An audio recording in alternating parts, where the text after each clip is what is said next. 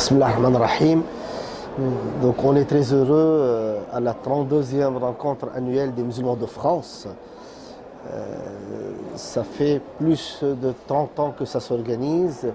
C'est le plus gros rassemblement des musulmans d'Europe avec la participation de plusieurs dizaines de milliers de personnes durant un long week-end de 4 jours pour assister à des conférences, pour aller dans l'espace famille, dans l'espace jeunesse et pour passer un week-end qui est plein d'énergie et de renouvellement de ressources spirituelles.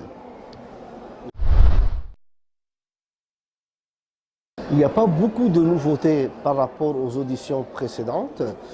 Il y aura toujours les conférenciers phares comme Dr Ahmed Jaballah, comme Tariq Ramadan, Tariq Oubrou, les invités qui viennent de l'extérieur de la France comme Omar Abdelkafi, celui qui représente la Ligue mondiale pour le Coran, Khaled Abdelkafi, et bien d'autres.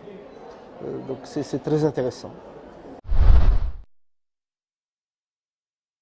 Je pense que les musulmans en France, ils sont bien intégrés dans la société française et les valeurs de la République. Il n'y a pas de souci à ce niveau.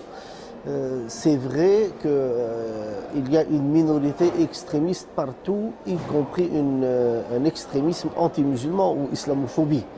Mais les musulmans subissent parfois ça, mais Dieu merci que ce n'est pas la majorité de nos concitoyens non musulmans. La majorité des gens, ils ne sont pas dans une optique islamophobe. C'est pour cela que les musulmans, ils vivent normalement d'une façon qui est paisible. Ils veulent vivre leur religion en même temps de leur citoyenneté à dose complète, à dose totale, comme les autres citoyens. Les responsables associatifs musulmans, l'UOIF en premier, ont condamné fermement les attentats de Charlie Hebdo. Et après, il y a eu tellement de contacts avec d'autres associations, avec les religions monothéistes, les chrétiens, les juifs, avec des dialogues, avec des activités ensemble. Et l'UOIF, sincèrement, elle est déjà dans ça. Il y a 20-25 ans qu'elle est dans ça.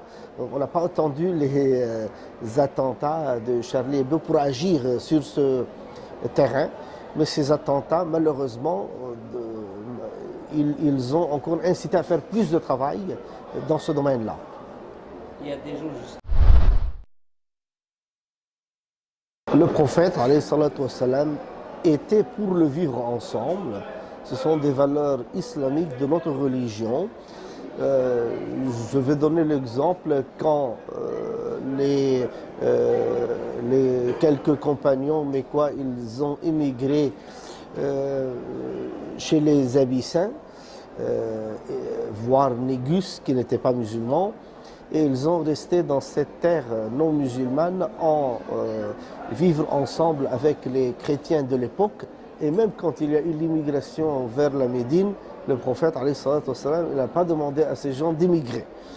Il y aura tellement d'autres exemples, mais je me contente de cet exemple qui est assez clair, que le vivre ensemble, c'est une valeur islamique, à condition, bien sûr, que le musulman puisse pratiquer sa religion, ce qui est le cas en France. Ce qui est le cas en France. En France, hormis peut-être quelques petits détails, mais le musulman, il peut pratiquer sa religion en France. Il y a des mosquées, il y a des écoles, il y a des concours coraniques, il y a le plus grand rassemblement des musulmans d'Europe qui se passe en France. Donc le musulman, il peut pratiquer sa religion librement en France.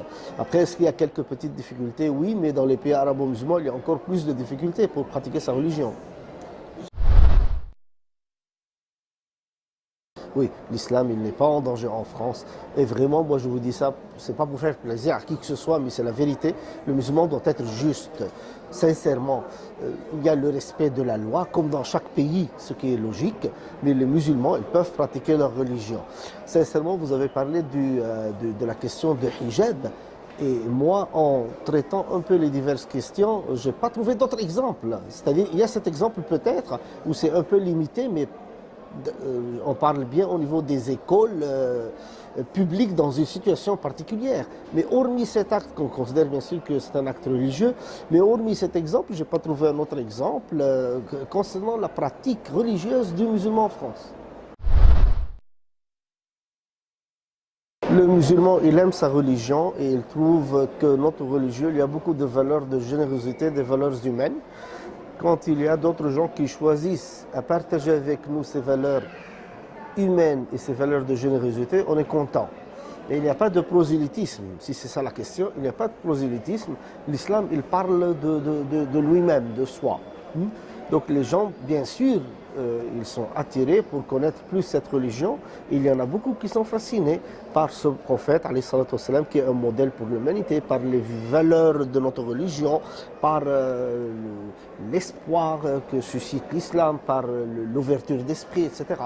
Donc tout ça, ça incite les gens dans un monde de matérialisme, dans un monde difficile, dans un monde où les gens, chacun il vit pour soi, à adhérer à cette religion qui est très belle.